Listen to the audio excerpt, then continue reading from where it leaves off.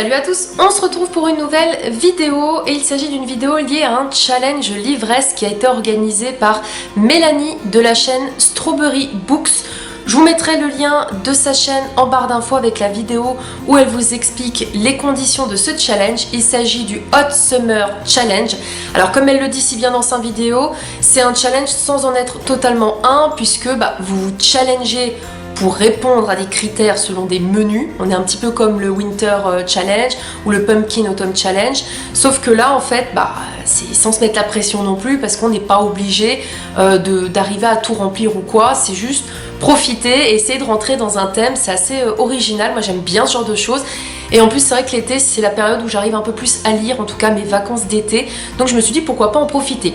Donc tout d'abord je vais vous parler du menu que j'ai choisi parce qu'elle en a proposé plusieurs et il y en a un qui me tentait vraiment bien. Il s'agit de coquillages et crustacés. Donc je vais pour chacun des thèmes vous présenter la lecture que j'ai choisie dans ma palle et ça tombe bien parce que en fait j'avais ce qu'il fallait, donc c'est parfait. Alors le premier critère, lire un livre avec un élément faisant penser à l'été, soit un livre qui est d'une couleur jaune, soit le soleil, soit les coquillages, la plage, le chapeau, les lunettes, le soleil ou le cocktail. Alors ça tombe bien parce que c'est un livre que j'ai acheté il y a un moment de ça, qui me fait super envie, d'une auteure qui me fait très envie de découvrir sa plume. Elle a l'habitude aussi de faire des histoires pour Noël. Il s'agit de Les filles bien ne tombent pas amoureuses des mauvais garçons de Emily Blaine aux éditions Harlequin. Alors en plus ce livre, j'ai eu la chance de pouvoir le faire dédicacer, puisque j'avais rencontré l'auteur au Salon du Livre de Genève. Je crois que c'était il y a 2 ans, si je dis pas de bêtises. Et on avait bien rigolé parce que elle m'avait mis une dédicace en plus en lien avec le fait que quand je suis venue la voir, j'avais un sac qui débordait de livres et du coup elle m'avait marqué les filles bien lisent et ont un sac qui déborde de partout, donc ça m'avait bien fait sourire.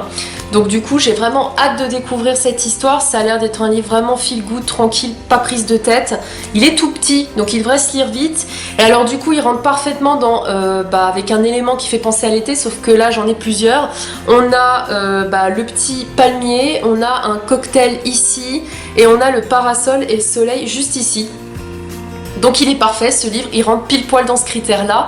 Donc je vais vous lire le résumé, comme ça vous permet aussi d'en découvrir de nouveaux au niveau des livres. Alors, les filles bien ne tombent pas amoureuses des mauvais garçons, du moins elles essayent. Je m'appelle Abby Harper et je suis celle qui sauvera votre carrière. Mon job ? Enjoliver, camoufler, désamorcer. En bref, effacer vos faux pas, gommer vos erreurs et vous coller une auréole sur la tête. Dans mon domaine, je suis assez douée. Enfin, c'est ce que je croyais jusqu'à ce qu'on me confie le cauchemar de tout attaché de presse, Gareth McIntyre. Alors là, j'avoue, j'arrive pas à prononcer son nom. Une gueule d'ange à la réputation démoniaque. Alors qu'il était sur le point de devenir l'enfant chéri d'Hollywood, il a insulté tout le gratin pendant la cérémonie des Oscars et a taillé la route, abandonnant sa carrière prometteuse. Aujourd'hui, on me demande de le faire revenir. Et j'ai comme l'impression que convaincre monsieur « j'ai été élu 2 fois homme le plus sexy de l'année » ne sera pas si simple. Ça m'a l'air excellent. Et alors pour le coup, je suis très curieuse de découvrir le boulot de Abby. De gommer les erreurs au niveau du travail, ça a l'air super intéressant, donc je vous en reparlerai très prochainement. Ensuite, lire une romance. J'en ai beaucoup dans ma palle, mais il y en a une que j'arrête pas de vous rabâcher en vous disant faut vraiment que je lise la suite, surtout que j'ai le tome 3, 4, 5 dans ma palle. J'ai nommé After, la saison 2. J'ai lu la saison 1 en 2015, ça avait été un énorme coup de cœur. Allez savoir pourquoi j'ai jamais continué la suite. Alors je pense qu'il y a une très grosse raison liée à la taille du livre, c'est une brique. Mais justement, vu que je pars 2 semaines en vacances, et qu'on n'aura pas la télé, on va en profiter pour aller se promener quand même, mais aussi rien foutre. Je compte très certainement me poser sur le transat de la terrasse de la maison de vacances du Sud pour bouquiner After, surtout qu'il est tellement énorme que je pense que ça sera peut-être celui que je vais commencer en premier, sachant qu'au niveau du challenge c'est sur juillet et août, donc ma palle est largement atteignable. Franchement j'ai pas à me faire de soucis, non seulement je peux embarquer ces livres pendant les vacances, mais même si je les lis pas au mois de juillet, je pourrais les lire au mois d'août. Donc After, vraiment, là je suis obligée de le lire et il me fait super envie. Ensuite, alors là, c'est un livre qui va rentrer dans 2 catégories. En plus, on me l'a offert récemment en cadeau juste avant mon anniversaire qui est demain. Là, parce que je vous tourne cette vidéo, on est le dimanche 12 juillet, mais je vais aller au restaurant pour en profiter. Du coup, c'est un petit cadeau qu'on m'a fait qui me fait très plaisir. Et alors là, ça tombe dans lire un feel good / contemporain. Donc feel good ou contemporain, ça tombe bien, il est les deux. Et en même temps, ça rentre dans la catégorie lire un livre dont l'auteur est né en juillet ou en août. Donc il s'agit de D'ici là, porte-toi bien de Karen Ponte aux éditions Pocket. Donc déjà, c'est un contemporain, c'est une histoire feel good. Et l'auteur, il faut savoir qu'elle est née le 24 juillet 1980. Donc on avait le droit en plus de mettre des livres qui rentraient dans 2 catégories. J'en profite, hein, ça me fait 2 en 1 et ça me fait pas non plus une palle de ouf. Donc du coup il me fait super envie et je ne connais pas du tout cet auteur. Quoi de mieux que quelques jours dans un hôtel de luxe tout neuf pour se remettre d'aplomb. Elles sont 6 femmes à s'y rendre pour cette semaine d'inauguration. Elles ne se connaissent pas, n'ont pas le même âge, pas la même vie. Mais elles vont se croiser, parler, partager leurs émotions, s'épauler parfois au cours de ce séjour si particulier pour chacune. Pas facile de se faire plaquer devant l'hôtel, d'espérer chaque jour un enfant qui ne vient pas ou de savoir qu'on va bientôt perdre la mémoire. Mais en donnant sa chance à la chance, l'espoir pourrait renaître. Et franchement, ma copine qui me l'a offert me l'a très chaudement recommandé. Déjà, elle m'a dit qu'il fallait que je lise franchement les romans de cet auteur, qu'ils étaient vraiment super et que sa plume était vraiment sympa. Le livre, en plus, j'ai envie de vous dire, est tout petit. Et j'aime bien les titres de ces romans parce que, par exemple, là, je vois à la fin du livre « Et ton cœur qui bat ». Et en plus, ces couvertures sont vraiment super jolies. Donc ça me tente bien, c'est un tout petit bouquin, il devrait se lire vite. Et D'ici là, porte-toi bien, ça ressemble un petit peu au livre que j'ai lu récemment de Laurie Nelson Spillman, à savoir Demain est un autre jour. Je suis assez sur les livres qui déjà ont des titres qui me parlent totalement et qui sont feel good. Franchement, ça fait énormément de bien au moral. Ensuite, lire un livre qui vous fait voyager, soit dans d'autres pays, soit un road trip. Alors, j'ai cherché parmi ma palle, c'était pas forcément très évident parce que la plupart des livres que j'ai qui pourraient me faire voyager ou découvrir de nouveaux pays, c'est des livres qui se tournent autour de l'hiver, hein, du style les forêts de Sibérie, voilà, des choses comme ça. Et clairement, j'ai pas envie d'aller en Sibérie pendant l'été, quoi. Donc du coup, j'ai choisi Je peux très bien me passer de toi de Marie Vareille aux éditions Charleston. Alors la grosse blague, c'est que ce livre, ça fait belle lurette que j'ai dans ma palle. Je l'avais prêté en plus à ma meilleure amie qui l'avait adoré.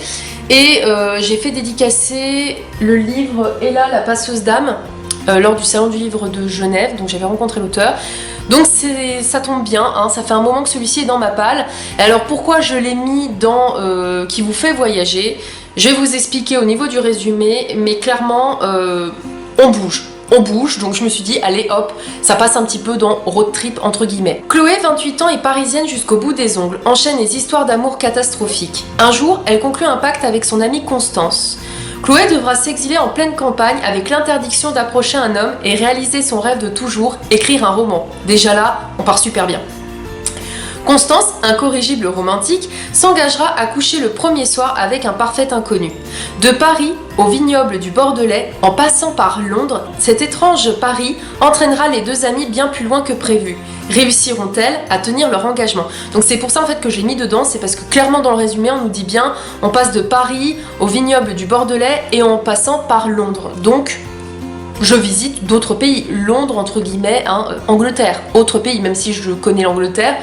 Ça va me faire quand même voyager et franchement il me tente énormément.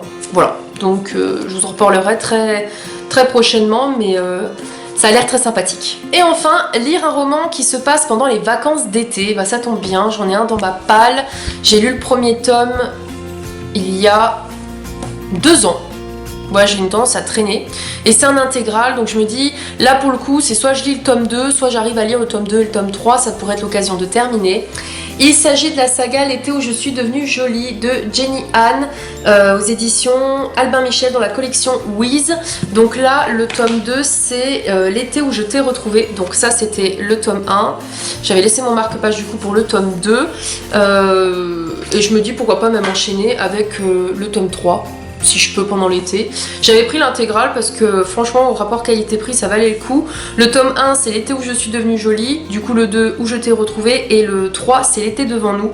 Et c'est une histoire qui était vraiment très sympathique, j'avais bien aimé le premier tome. Bon c'est assez sur une héroïne qui est vraiment adolescente, hein. Moi je suis plus trop une ado, je suis plus du tout une ado en fait, je suis carrément une adulte et c'est les premiers amours, les premiers instants, les premières fois, mais j'avais vraiment aimé en fait, c'était très simple, sans prise de tête. Et du coup je me dis ça pourrait être l'occasion de le terminer. Donc en fait depuis qu'elle est enfant, Belly passe toutes ses vacances dans la maison au bord de la plage. Là entre les bains de mer et les pichets de thé glacé, la vie est parfaite. Il y a Susanna et ses fils, Conrad, l'ombrageux, et Jérémia si charmant. Belly qui vient d'avoir 16 ans sent son cœur battre un peu plus vite, un peu plus fort pour l'un d'eux. Je vous dirai pas pour lequel, mais franchement le premier tome j'avais vraiment bien aimé. Je me rappelle, je l'avais lu, c'était pendant mes vacances au Portugal, c'est pour vous dire à quel point je me rappelle quand même de l'histoire. Bon, le premier tome faisait un bon petit pavé quand même, sachant que j'ai aussi hésité à mettre aussi celui-ci. L'été des secondes chances de Morgan Matson, et c'est aux éditions Le Livre de Poche, parce que c'est pareil... Voilà, hein, l'été des secondes chances, il me tentait énormément au niveau de la couverture et j'aurais même pu le mettre dans qui représente un élément de l'été parce qu'on a la plage, on a la fille qui est en maillot de bain et on a le soleil. Donc peut-être que je lirai aussi, je vous lis le résumé au cas où. Taylor a une manière bien à elle de traiter ses problèmes personnels. Elle les fuit. Mais lorsque son père atteint d'un cancer décide de passer son dernier été en famille dans leur maison de vacances, la jeune fille ne peut vraiment pas se dérober. Or, c'est là, 5 ans plus tôt, qu'elle avait laissé sa meilleure amie Lucie et son premier amour Henry, avec la ferme intention de ne plus jamais les revoir. Cet été est celui des souvenirs et des secondes chances. Donc voilà, une petite histoire aussi qui me tente bien. D'ailleurs ça me fait rire parce qu'on voit la couverture de l'été où je suis devenue jolie. Ça reste dans le même style quoi. C'est vraiment le même style, mais il me tente bien aussi, donc à voir, peut-être que je lirai également. Cette vidéo est maintenant terminée, et j'espère qu'elle vous aura plu. N'hésitez pas du coup à me dire si vous aussi vous participez au Hot Summer Challenge de Mélanie. N'hésitez pas à me dire du coup quel menu vous avez choisi et quel livre par rapport aux intitulés. Je vous mettrai en barre d'infos juste le menu me concernant, hein. Les autres menus je vous laisse aller voir la vidéo de Mélanie parce que ça reste son challenge, c'est à elle de vous expliquer. Mais en tout cas moi ça me tente énormément et c'est vrai que c'est l'occasion de se challenger encore une fois de plus pour baisser notre PAL. Et sur ce, je vous dis à très vite pour de prochaines vidéos.